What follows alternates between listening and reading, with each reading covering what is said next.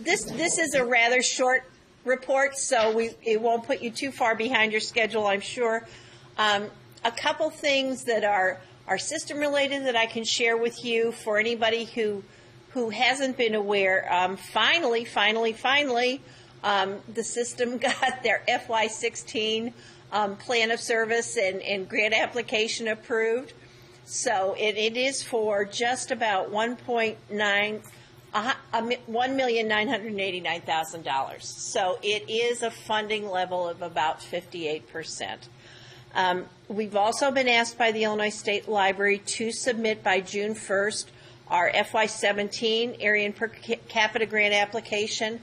The information on that application is very cognizant of the financial situation of the state. So it asks us to base that application on our revised FY16 application. And there's even information in there saying that please be aware that this will need to be revised most probably after there finally is a budget.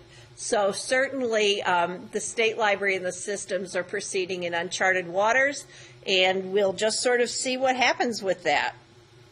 The board, and just for the general information of the group, the board has been trying for a long time, for several months now, to fill a school position on the Illinois Heartland Library System Board. We did have a school librarian resign a position because she was no longer eligible, and the board chair, Leander Spearman, has been working really hard to fill that position. So if you know any school librarians who might be interested, please don't hesitate to contact Leander. He'd love to have the input. There was some work that the board did at the last board meeting regarding bylaws changes. So they revised what would require a roll call vote during a board meeting. Also, they revised the membership criteria to strike any mention of developmental membership in the system membership criteria, because the state library has said there will be no more developmental members, that is no longer a recognized status for membership. So that was just some cleanup work that was going to be done. We did complete, and thank you all the interlibrary loan traffic surveys, all the certifications, and you will see a real shift in the membership. At the last board meeting, the board voted to suspend 6 members. We also had 6 members withdraw from the system. And then the state library is also merging some members. So like the U of I libraries, that's a really good example. They want those all under one umbrella. So that will be a change in numbers for us that you'll see a final version of as of July 1st when we go forth into FY17. So that's what's happening at the system. I will say, too, that we're doing lots of site visits, we're doing lots of networking meetings, and we're going to roll out in FY17 in July a new initiative that we're calling Members Matter. And what that's going to be is sort of an alternate advisory council. What we're going to do is on a regular basis, and I think that's the key, on a regular basis, we're going to hold town hall meetings at one of our VTEL sites.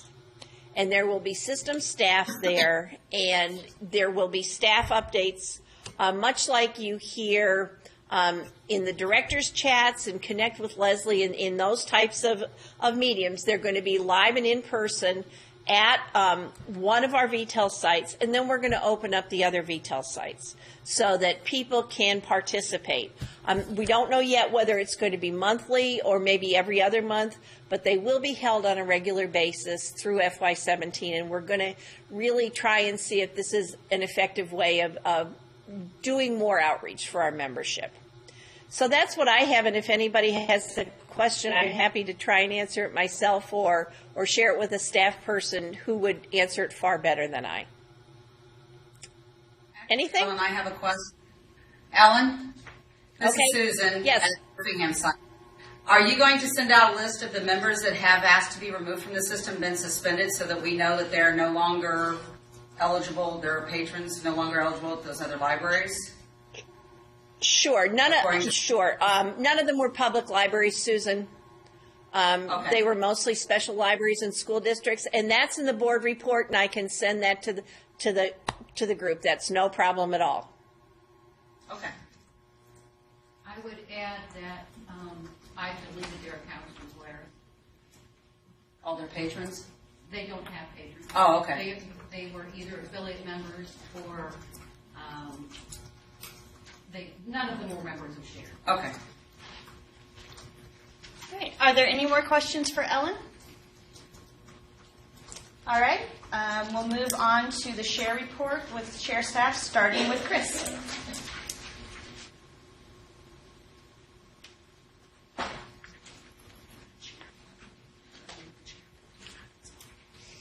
Good morning.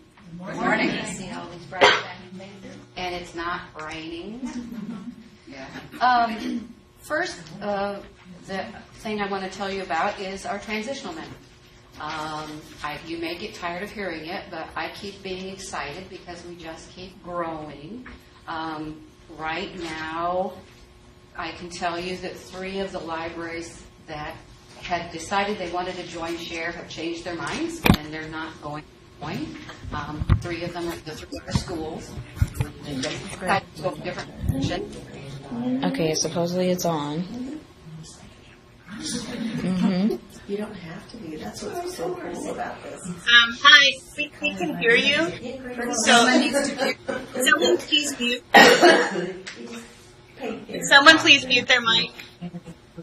I don't think it's Gil.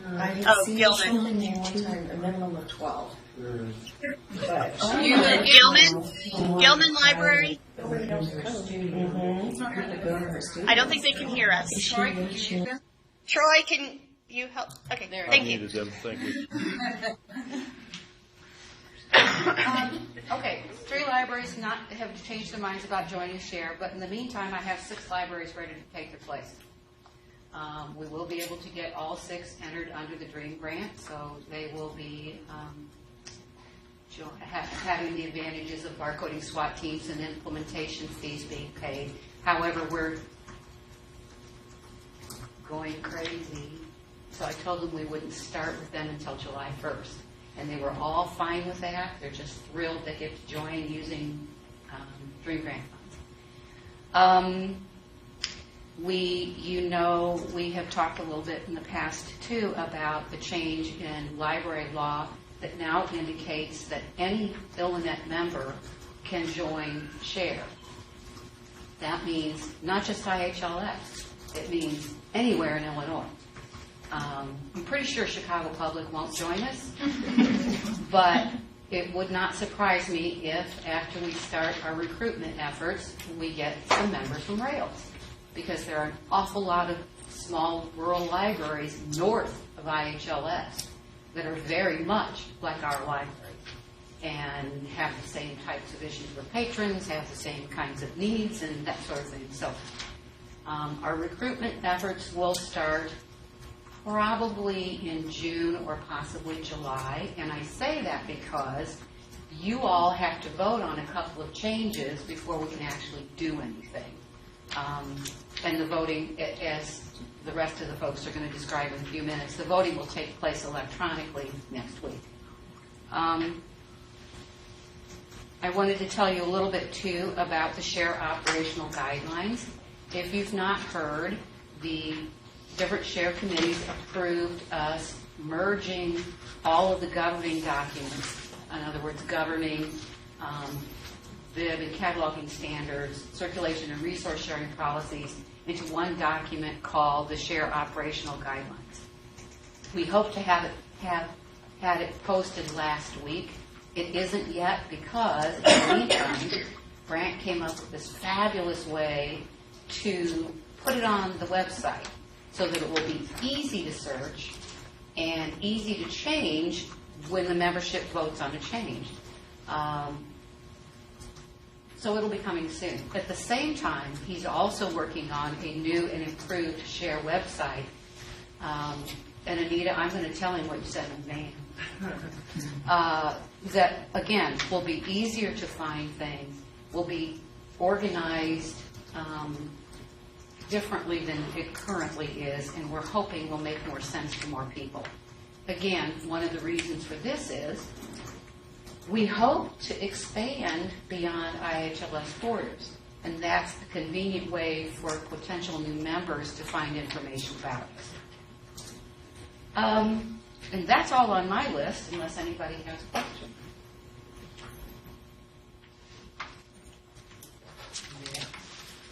Okay.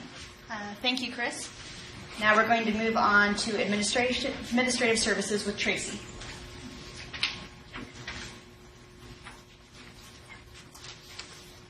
Hi. I'll be pretty quick also. I don't know where to look. The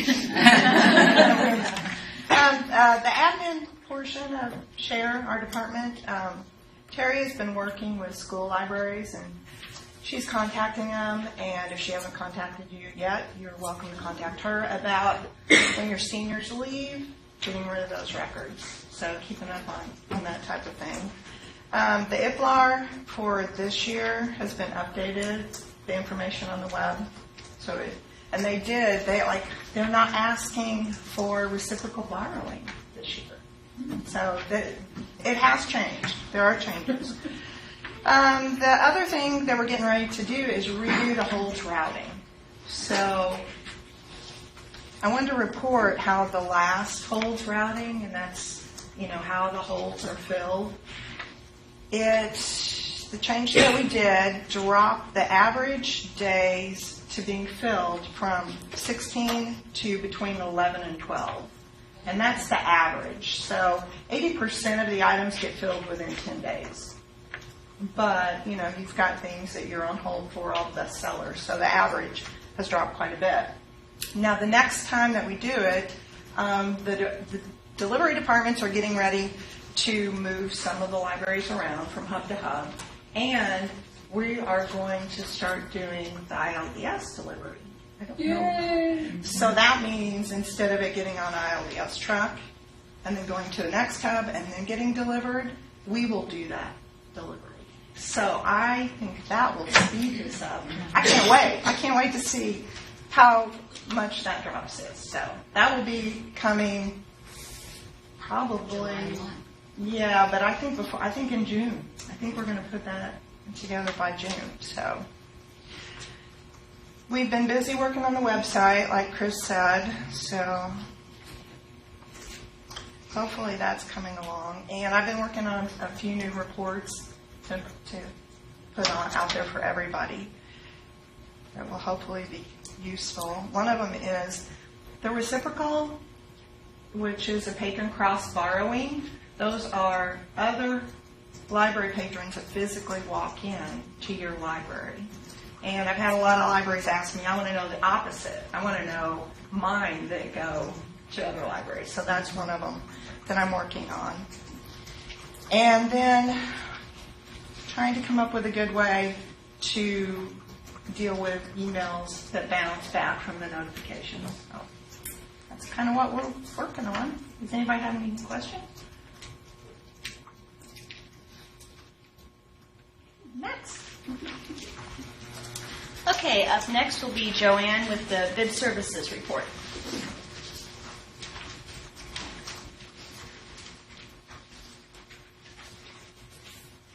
Hi guys, hi. Up there in detail world. Okay. What's up with BS? We've got CAT training coming up next Tuesday. We'll be doing something on subjects headings. We haven't fully planned it all out. But it's also 15 hours of continuing ed. No, 15 hours of continuing ed you need to have done by the end of June. There's all the CAT training sessions on the website that you can watch those over again. There's OCLC webinars. There's some stuff there. So make sure you get in your 15 hours. And as far as training is concerned, we've got some that we're scheduling. Shelley is getting ready to do her Dewey classes and schedule her Dewey classes. Edie's done some subject heading classes, and we're getting ready to put that out. We just did serials on the last CAT training session, so if you've got someone that's new, want to do some serials, and we haven't got the class scheduled yet, have them go watch that CAT training session. Let us know what you need and where you need it, especially schools. This is the time of the year that we know that new school librarians are coming in August. So let us know if you're a school that's going to have new people so we can start training that and start planning for that. We've got a lot of new libraries joining SHARE. I've met a lot of new people. I'm the first that goes in and trains these people. I've met a lot of neat people, a lot of really cool.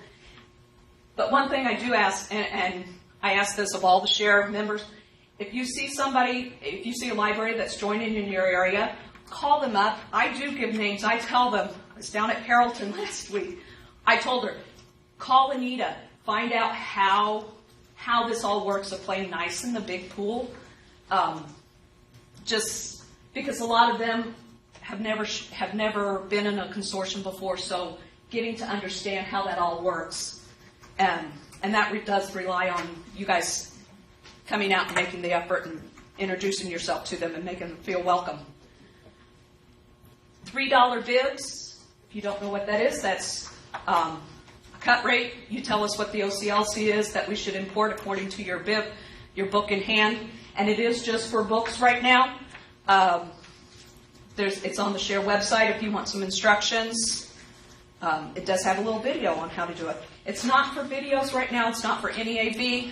The reason why is AV takes a lot more matching and a lot more enhancements that go into it. It takes a lot more on our time as a cataloger, and $3 just doesn't cut it. And just want to put out there, because I'm still getting questions, this is mainly for the former Link libraries, the ones out of the Champaign that used OCLC that had PromptCat. It is now switched to OCLC Collection Manager. I see Scott looking at me like he's a little bit concerned. It's a total different change. We have found that as the Robert Brady out of the Champaign office works with those bibs and imports that file, he has found 90 to 95% of those bibs are not very good. I won't say what they are. Not very good. So we have opted not to transition to Collection Manager, and we want to make sure that all the libraries because there were a lot that's dropped OCLC, a lot of changes going on. We just want to make sure that works out there, that we are not moving forward with the new Collection Manager. So if you've been getting phone calls from OCLC, you don't need to talk to them. You can say, thank you, I've got that information. So, warning, it's not OCLC, it's a third-party vendor they've hired. It is a third-party vendor. And yes. They don't announce themselves. They don't know what they're talking about either. So I've talked to them. So any questions? Okay, thank you. Thank you, Joanne. All right, we're going to move on to the SHARE committee reports. We'll be starting with Bibliographic and Cataloging Standards Committee, and I am the chair. We only have one proposal up for vote, and that is adding subfield E to 1XX and 7XX fields. There is an explanation in the handouts and also online. For those of you who just glaze over when I say 1XX, that's fine. You can read the sheet and see what it's about. This fits into something that we're not ready to present for membership vote yet, but we are working on, and that is the transition from our current cataloging standard, AACR2, to RDA. The committee is currently working through RDA recommendations field by field, adopting ones that we think are a good idea. We are going right now thinking of transitioning to RDA cataloging by 2017. That's not set in stone yet. We will have to have membership approval, but before we go forward, we want to have more concrete information about what's going to cost for training. No, they're up in the corner. Are you still up there? Because we just got the blue screen of death. Okay. We're still here. Somebody's sharing a desktop computer from somewhere. Oh, Yeah. okay. Champaign can hear you. We just can't see. Print. That's Wren Lake College. If someone there accidentally hit a button, just hit your content button again. Well, I'm just going to keep talking. You don't need to see me as long as you can hear me. And I totally lost my train of thought. Once we have the idea of what training will cost and what updating our database will cost, we will come to the membership with a formal proposal on switching to RDA. We're doing this because BibFrame, which is the replacement for MARC, is supposed to roll out starting in 2018, and our current cataloging standard just will not work with BibFrame. It's a change that's coming. I was hoping I'd be retired before we got this far, but that's not going to happen. And are there any questions for me about Bib standards? I know it was really wishful thinking. All right, then I'm going to turn over to Esther Curry for circulation and resource sharing. Okay. Again, CERT committee also has only one thing on the agenda for membership vote, and currently the fine rules follow the library patron. There are basically 4 different options in Polaris. We sent out a survey before and narrowed it down to 2 main ones because it's all pretty split. And it was requested that we revisit this vote again. So the vote is going to be going out as to whether the fine rules will follow the item or whether it will follow the library patron. And that is basically what you're going to vote on. So if it's following the item, it's going to charge what you set that item's fine rate at any library, any patron, anywhere. If it's at the patron, which is what it's doing now, your library sets your fine codes for your stuff. That's what everybody else's then charges your patron for, even though they might charge more or less somewhere else. So that's the difference between the two. Yes. Is there an option that the fine can be set by the circulating library?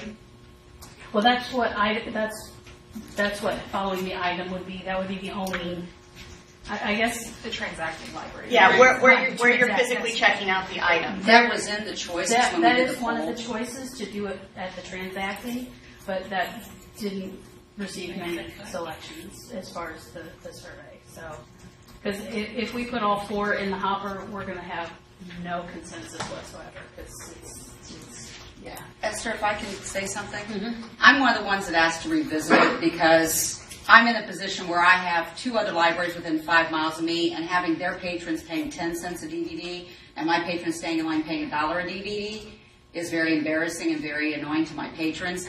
And to be blunt, if you've got my item and you only want to charge your patron 50 cents and I charge $1, I don't care what you do because you keep your fines. I just don't want to have to explain to my patrons why somebody in front of them didn't pay the same amount for a DVD fine that they're paying. So it's a reciprocal borrow issue more than the interlibrary loan. It's not an interlibrary loan issue at all. It is reciprocal borrowing. And a lot of libraries are spread out where you don't have a library close to you. I happen to be in a situation where I've got at least 3 other libraries within 5 to 10 miles of me. And we get used because we're the bigger of the 4 of us. So it's something just to ask people to think about out there. And I don't care what you do at your home library because you keep your fines. Has there been any, I'm probably going to get stones thrown at me, any further discussion of a set agreement on fines so that we don't have this problem? The problem No, with local control is the We're never going to issue. get rid of that. Yeah. well, it's a state law. Yeah, in my library, we don't charge fines. We haven't for years, and suddenly tell my patrons, nope, sorry, you got to pay fines now. No, and again, don't charge your patrons fines. I don't care. I was talking about that issue, not the other issue. But if it follows the item, they will correctly?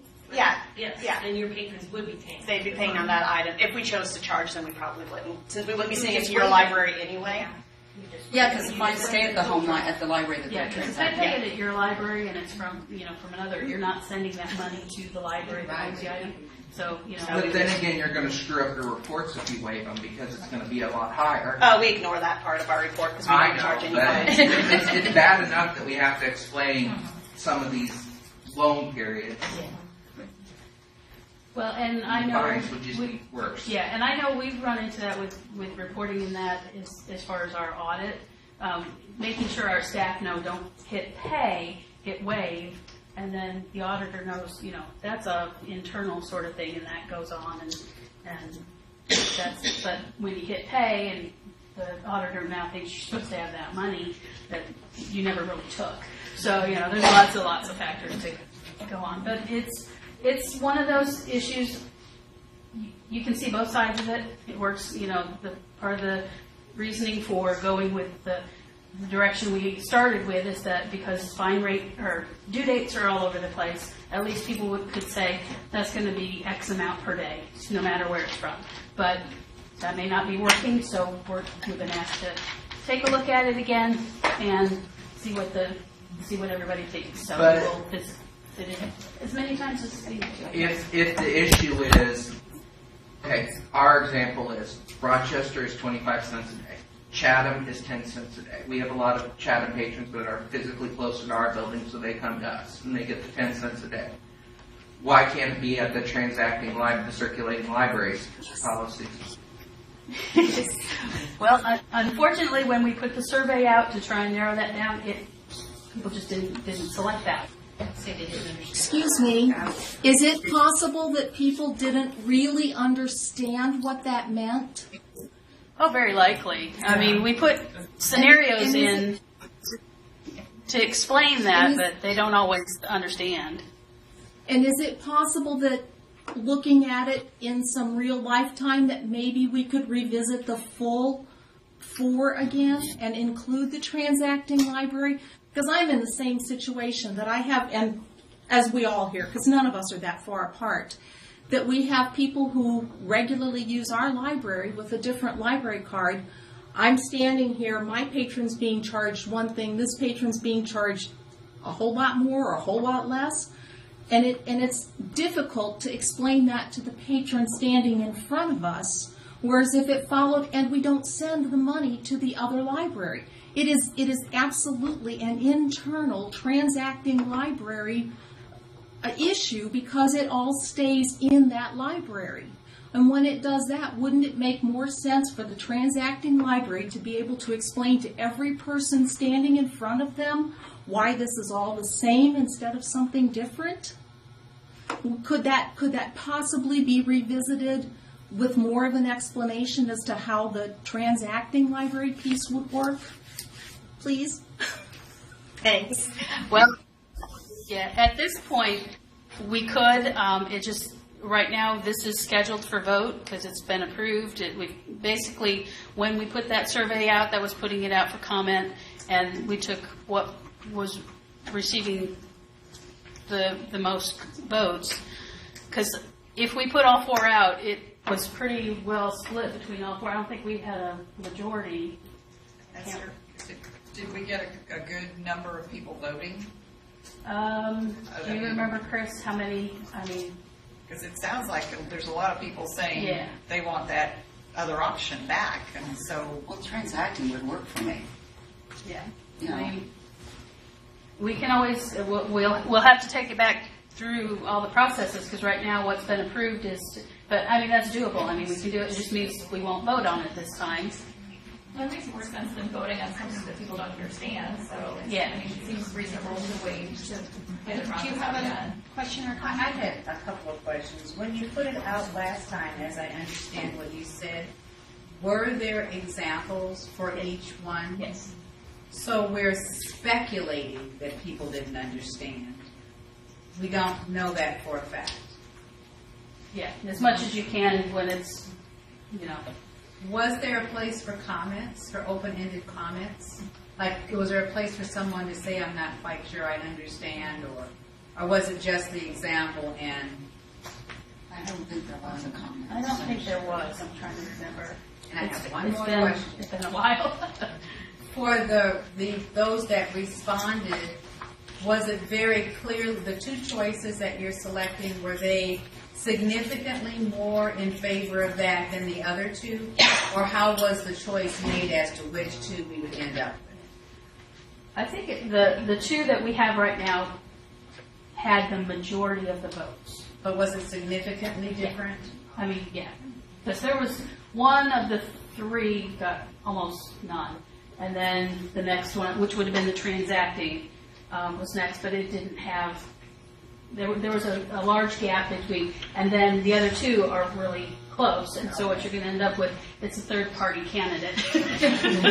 Sorry, it's not political here, but basically, you know, that's what we were seeing, is that those two that we have set to vote on were so equally matched that we figured that third one was splitting that, and it was, you know, coming up one or two apart, and you don't want to make a system-affecting decision that's going to be that close.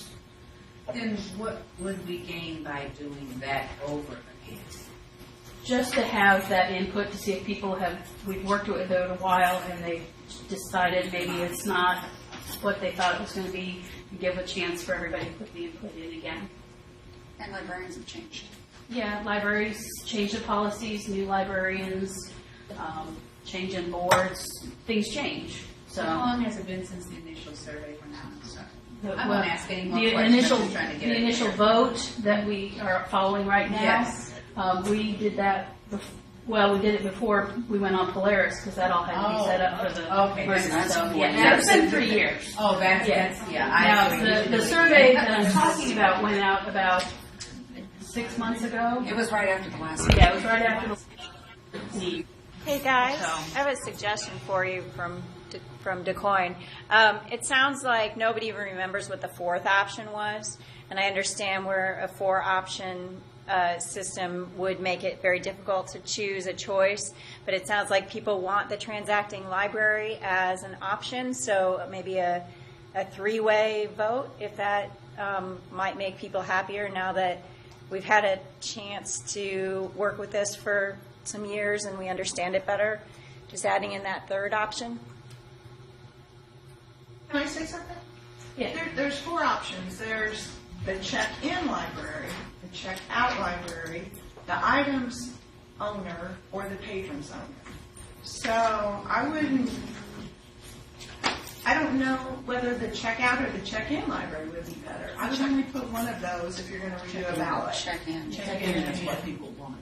That's where it comes in. Check-in or check-out? You mean check-out. Because check-in would be like, let's say you checked it out at library A, but you returned it at library B.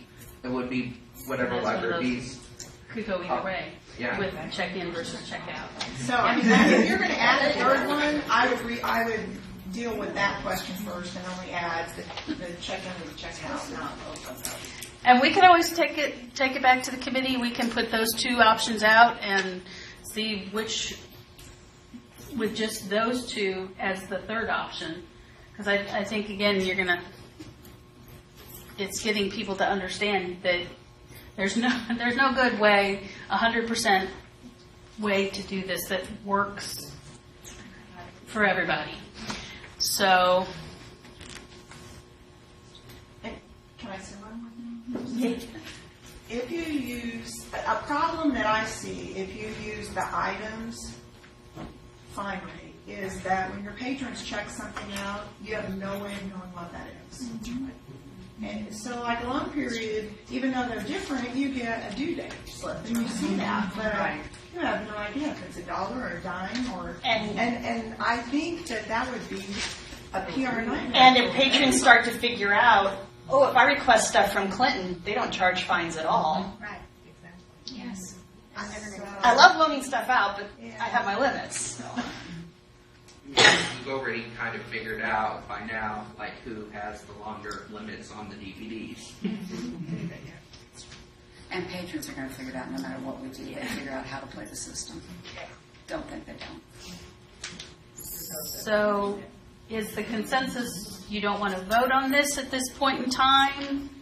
And you want to take it back and reconsider our options again? It can't just be the third one added at this point. It would have to go back. Well, the problem with those, because there's not really a technical transacting, check-in versus check-out, which are technically both transacting. True. I think the check-out got.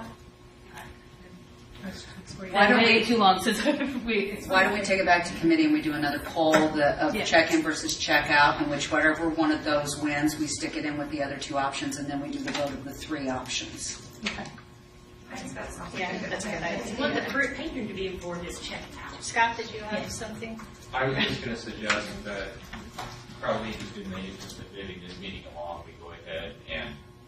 Yeah, right. But what I was also going to suggest was that maybe we do something online, whether it's a chat or something, to sort of talk about this, so people can get on, ask the questions, clarify some points, and then, and then talk about kind of holding the vote then, so that there is less confusion about, what people are thinking about. Oh, that's what this option means. I want this option. Yeah. Also, just a curiosity question: Are there internet issues to be concerned about in this? I have learned to be very intimately connected to the Illinois Code, and fees are addressed, but fines are never talked about. So we're pretty much whatever we as a consortium decide. The problem we have is that Polaris, it has to be a system decision at that. That's where our problem is. When we had Dynex Classic, it could be, whatever. You could do it that way, you could do it the other way, and so on. And I don't know if Horizon was the same way. Our issue is this is what Polaris says we have to decide at this level, and we can't do it more granularly. Yeah. Jill. Just something to consider that if it doesn't follow the patron is that probably a lot of people have policies in which they state, this is, books are this much a day, or, you know what I mean, and your fine for DVDs is this, and your fine for this is that. I mean, that's probably going to make everybody rewrite their policies if there isn't really structure, because it's going to vary depending, potentially on who owns it and where it was returned and all that stuff. It's going to be virtually impossible to write a policy that dictates what your patrons are paying if they can possibly pay darn near anything. Well, what we've always done, because ours is 10 cents, so I'm at the low end, not quite to the zero end, but before the merger, we had places that would charge, $3 for a DVD. And you call the library and they're like, oh, well, waive whatever you want. So we just finally we had enough of those responses that if they were charging more than what we did, we just waived the excess because we're not sending the fines to them anyways. It's just coming into us. And that's, how we manage it because that's... And I get that. I mean, it's but in it's my lost. mind. That's like creating more work. This might be better. This might be very accessible to other than here. So, Is Richard, is he in Lewiston Park? It seems like the conversation back when we made this decision was exactly that. You can't legally take the control out of the local hands. Does anybody remember that? Right. Yeah. I'm serious. I mean, I think there was a legality in this. Right.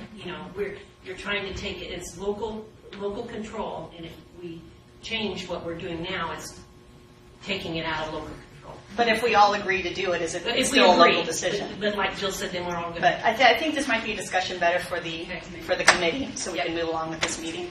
Okay, and then I have any other questions on that? So I will take it back to the committee. We will rework this and revisit. This is not an easy subject, so it's always something that's going to come up, and it's always in flux. So we will take it back to the committee. We'll talk about it and see what we can do.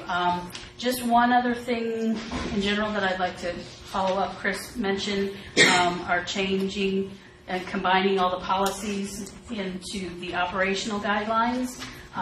It's starting to look really well. It's also going to start incorporating not just policies, but procedures, and there will be links from the policy to related procedures, to any forms, to, I think at one point there might be reports that can be run to related things. They're still working on a lot of that. So it's really good because a lot of this, one of the biggest changes that we made with doing this is we have also incorporated the Illinois Loan Code into the circulation policy. So many questions that we've gotten recently and then we started addressing, it's like we're basically just putting the Illinois Loan Code into the policy.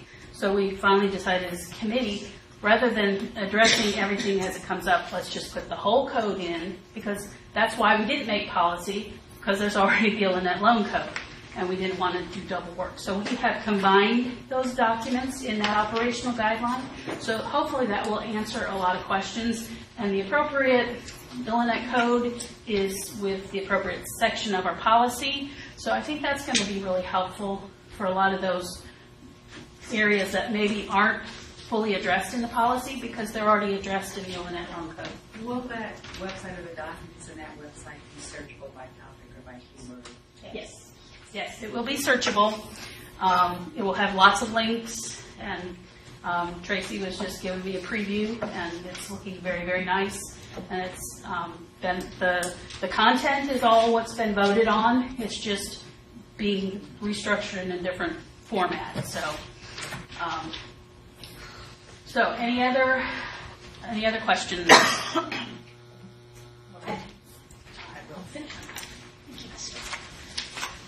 Okay, we're going to move on now to Diane Yeoman for Fee Finance Policy Committee. We're going to change that name. Yeah, that's too long. Okay, we've got a couple of things that we met on April 20th. Two of the things are coming up for you guys to look at to vote.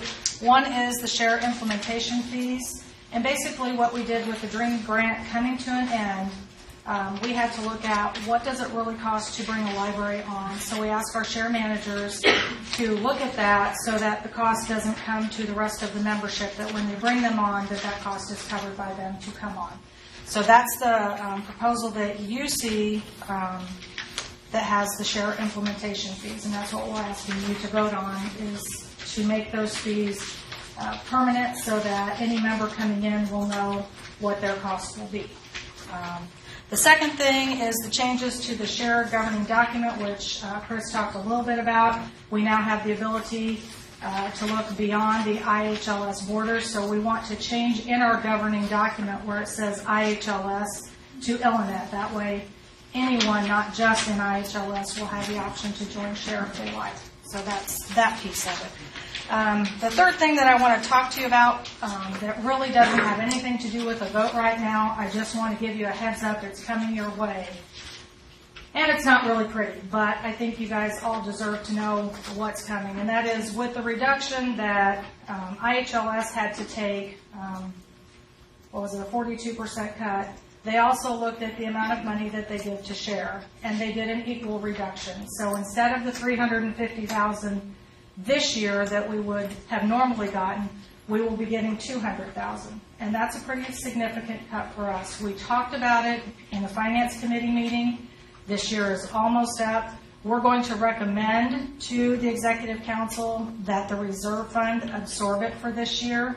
There will be a shortage. It won't be quite $150,000, but there will be a shortage. So we're asking Executive Council to approve that that be absorbed by our Reserve Fund that we have. But you guys were given a 2-year fee schedule. The fees are getting ready to come out for the second year of that schedule. We're not asking that change right now. We're going to put it into a holding pattern, and we're going to hope that things change. If not, we're not saying that we won't come back to you and ask you for more money, because we did say that if things got difficult, we might have to. We're hoping that it won't be that severe and we won't have to come back and change this coming year. But we're not saying we won't. But we're not doing it yet, which is also a good sign. We just want you to be aware of. Now let's get to the bad part. Because of these past 2 years, when we go to do our next fee schedule, be aware there will be an increase. There's just no way around it. We don't know what it'll be. We're going to take a hard look to see what cuts we need to make or where we can save money. But even with that, there's going to end up being an increase. I just can't tell you how much at this time. But we'll do everything we can to make sure that it stays as minimal as possible. And then the last thing, question, Diane. Yes. Hi. Yes. So if the fees do need to be raised for the next fiscal year, about how much notice would you be giving us, just so that we need to go back to our boards or anything like that, or if we need to be setting some money aside? What would be the time frame? I can't give you an exact time frame, Amanda, but I am really hoping that we are. We are looking at meeting again in June, and I'm hoping to have some more real answers at that time. And as soon as we have answers, we will get them out to you. Even if it's not at a meeting like this, we'll get them to you as soon as possible. Because we know it's hard for you guys too. I'm hoping that it would be within 3 to 4 months that we would know, but I can't promise that. So we just want to put it off as long as we can to see if things don't turn around a little bit, because we don't want to have to do a fee increase if we don't have to. So, but I'm hoping that within 3 to 4 months we would know whether we're going to have to. And how much lead time would the membership have to make those payments? I guess is my real question. I am hoping that we would be considerate enough to give you enough time to be able to do that. I don't think we'd be asking for them immediately. There is some money in the reserve fund to float us for a while. So, any other questions? Okay, then the last thing that I really wanted to talk to you about was Executive Council. There will be 5 members who are leaving Executive Council at the end of June. We will have nominations. You got a link to a sheet that tells you for the year ending 17, those are the people who are already on the council. For the year ending 18, those are people who are willing and able to run for those seats. I know we're still going to ask in the next couple of days if there's anyone else who would like to run. If not, what you see or what you have seen, who will be running for Executive Council with, I think it's ending, their term would end in 18, the year 2018. Any questions? Okay, that's all I have. Well, your question was a lot harder. It always is. No one understands what I'm talking about half the time. So. All right. We'll move on now to our brand new committee. So Scott Drone-Silvers will be giving a report from the E-Resources Committee.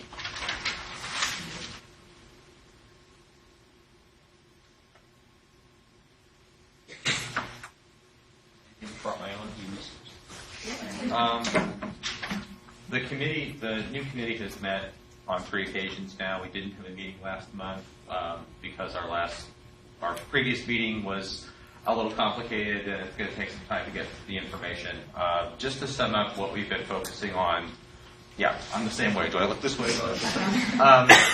Just to sum up what we've been thinking about at this point, we started with to set out a poll on reviewing the e-book and e-resource loan periods and our circulation periods and limitations, because that was something that's kind of been in the hopper for a while, and we wanted to get to that first. At the last meeting, we tackled what's probably going to be one of the most difficult issues that we have to deal with, and that is the question of putting e-resources into the catalog. Do we, don't we, what does that look like if we do it? What's involved? We started that discussion at our last meeting, and we've got sort of 3 ideas right now that we want to sort of do some preliminary investigations. It is very complicated. One of the problems, of course, that most people run into is that when you have any resource in your library and you've paid for a subscription, that means that the neighbor library can't use it. And what you do with those, I'm familiar with that from the link in having e-resources in the link catalog system before, and okay, well, it's just like a reference book. You can't check out a reference book, but the record doesn't indicate that you can't access this the way that it does with a reference book as you figure it out. So those are the kind of issues that we're looking at. Plus there's technical issues about what kind of records will be put in the catalog, what would be required for those records in terms of making them high quality and making sure that we're not importing less than stellar records that might come from vendors. Is that politically correct enough? That's a lot more. And so we want to be careful when we do this. We want to do it right, because I think that I'm certainly cognizant, as are the members of the committee, that we don't want to take this on and do it wrong and really mess things up and then make a big cleanup that people are going to have to work out later. So we want to be very careful in considering the issues and considering who needs to be at the table when we have these discussions, because I think it's going to require people from different committees to have input and to talk about how we want to do this, what's going to be technically possible for us to accomplish. And so I think, you may not hear a lot of progress coming from us as we're going to have to dig through some of these issues. Obviously, as short-term issues come up in the interim, we'll be addressing those and things will be coming out about them.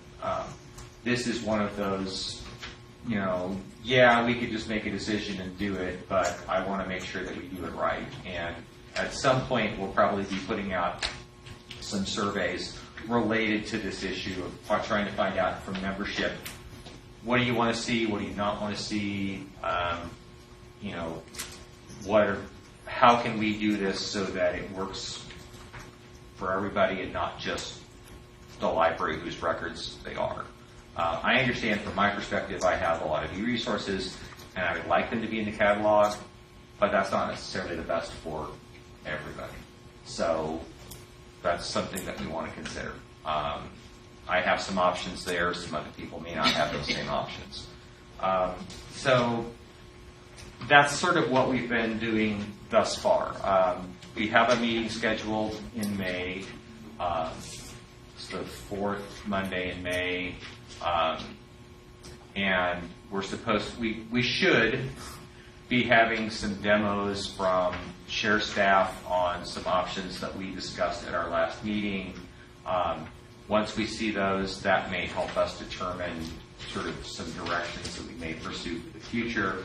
And some of that will involve decisions about whether records will actually go into LINK or whether we're going to create somehow kind of adjacent resources to feature those local e-resources. So that's kind of what we've been working on thus far. And I think we'll keep on keeping on as things develop, as opportunities to do e-resource purchasing, brokering, related issues come up. Obviously, we'll be addressing those as they happen. And if you all have questions or concerns, our contact information is on the site. I'm hoping that the committee link is going to feature more prominent. Committee's link is going to feature more prominently on the new website. Hint, hint. So that you'll know, you can contact me, you can contact any member of the resources committee, and send us your feedback so that we can incorporate that into our discussions. Any questions from anyone here or at the remote sites? Great. All right. Thank you very much. Okay, we just have a few items left. Under investigating the steps to share becoming a nonprofit organization. Because of the climate in the state right now, we are creating what I've been calling a doomsday scenario. If something happens and the plug is pulled in IHLS, or we just can't function with IHLS anymore, Phil Lanzini, the attorney, did give us the option of becoming our own standalone nonprofit.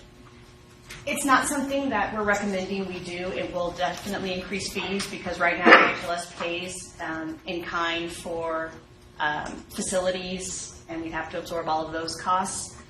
It's just something that we're investigating if the worst should happen. And if it ever comes to that, we would come to the membership, present it, and ask for a vote. So just something that's not going to happen tomorrow or even next year, but something to be aware of that it is legally possible and feasible for us to become a standalone nonprofit. So are there any questions about that? Isn't this essentially what Georgia did when they went to their statewide system, that they created sort of a separate entity that had sort of a sole source contract or a sole contract that they worked just for what agency? It's something worth pursuing, yes, investigating as we're looking at, we might look at possibilities. We do have closer to home examples because this is basically what's happened in Rails. They have multiple consortia that are standalone nonprofits. It's not great, at least that's what I've heard, but it's doable. And it's something, if we don't do it, it's a good idea to have this plan in place just in case. Yes? In reality, if something were to happen and there was not a system or an organization that's workable, there really is no other alternative if you want to keep share together. I mean, it's not an alternative, it's the only alternative if you're not attached to. That's a very good point. So it makes sense to consider that as an option. And that's why we're going to have the plan in place. Yeah. Chris, I know, has been working on it, Policy's been working on it, and Phil Lindsay's been working on it in case we need it. Like a fire escape plan, just in case we need it. We've already, Chris and Diane both talked about adding non-IHLS members to share. Were there any questions about that? I know as a border library, I'm very excited at the idea of maybe getting Bloomington, Normal, some of the other places that are close to me in the system. For libraries like Bloomington and Normal, that obviously their catalog would be migrated into Polaris. Would we have to shut down while that happens? Probably, yeah. Okay. How would the deliverers, I mean, Bloomington Normal are relatively close, but this is opening up to anybody. What does that do for deliveries, for times, for materials? It'd still be handled by IDLS, wouldn't it? I mean, it depends on where they are. If it's a border library, they could actually join our system if they're on the border of the two. If they stayed in the other, we'd have to work it out. It would handle ILDS. Yeah, the infrastructure's already there. We're going to be providing ILDS, so for the entire state, between us and Reagan. Okay. And if it's, but what she's saying is if it's a library that's not borderline and they're, let's say, deep into the rails area, that would still have to be like a Rockford provided between rails or the other entity that's doing ILDS in the rails area. Right.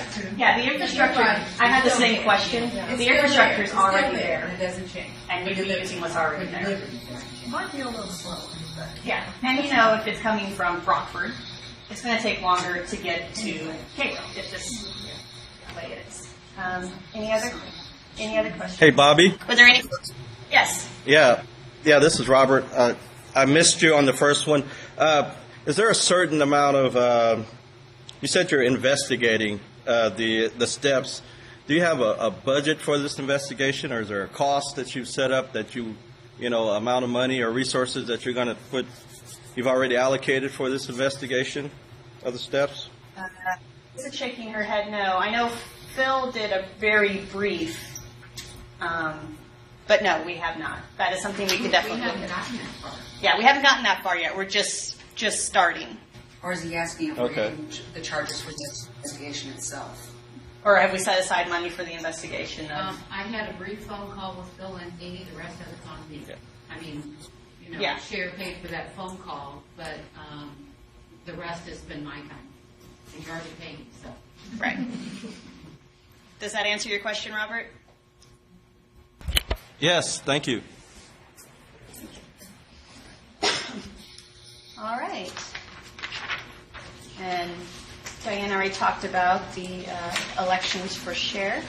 All of the voting on the policies will be next week, all electronically, one vote per library. And I'm going to open it now. Are there any questions from any of the sites on anything? Bobby? Yes. Where can we find the actual financial statements for share? They should be on the share website. Are they? Are they on the IHLS website? They're on the IHLS. They're on the IHLS website.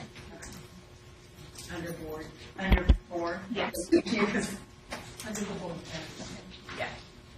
I know if you look, because I just saw it there, under board, under IHLS, under the board meetings, in the packets they have the information. There was a joint share executive council, IHLS executive committee meeting, and I know that information is there. Are there any other questions? Hi, this is All Leslie right. from Edwardsville. This is Leslie from Edwardsville. Does anybody here have a question before I jump in? Okay. Good morning, everybody. I wanted to add to something that Bobby briefly referenced regarding the consortia in Rails. I have no opinion either way what SHARE prefers to do. Excuse me, which direction you prefer to go. regarding being independent or not. But I do think it's really important for all share members to understand that there are 4 primary consortia in Rails.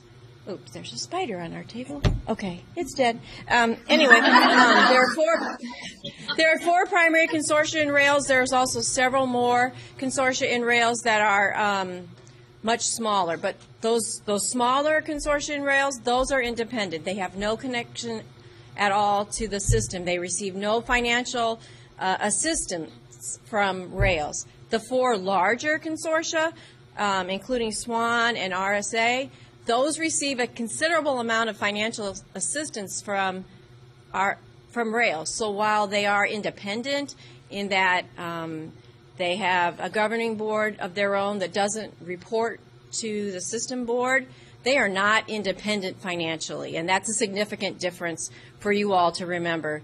They have the same type of challenges in supporting their organization and providing services to their members that their members want that you all have. So that's a significant difference that I want you all to keep in mind, because there's a misunderstanding or a misrepresentation that all those LSAPs up in Rails are completely independent, and they are not. Those 4 largest ones are not independent financially because they all sign contracts annually with Rails. You don't have to trust me. You can call somebody at Rails and check it out. You can call Dee Burnett or any of their administrative staff, and they'll share the same information with you. That's all I have. I think Susan Palmer has something to tell you as well. Yeah, if it's okay, I was just going to jump in real quick about the delivery. For you folks to bring in some Rails members into your consortia, this is the best time that can be done. We will be, the ILDS contract was awarded to Rails. We'll be a subcontractor of them. We will be meeting daily in Bolingbrook to be exchanging items between the 2 systems. So that ends up being a really good timing, so to speak, as that door's been open for you folks. So it will be a quicker turnaround, as in, from Rockford to Cairo or Metropolis. That will be a much quicker turnaround because we're meeting daily to exchange those items. I just thought I'd jump in with that. That was a good thing. Kind of. Thank you, Susan. All right, any other questions or discussion? Chris? I thought of 2 things I should have mentioned when I was up there. One, I canceled the IT Plus directors meeting. Be able to do it. In case you missed that. 2, as we're thinking about adding any ILLINET member, my plan is to send a letter to each ILLINET member that is not already a member of SHARE. Tell them what SHARE is, what we do, where they can find information. And then after that, I'll let you all know when I send that information out. You give them a couple days, and then you start calling your neighbors. Is that a good idea?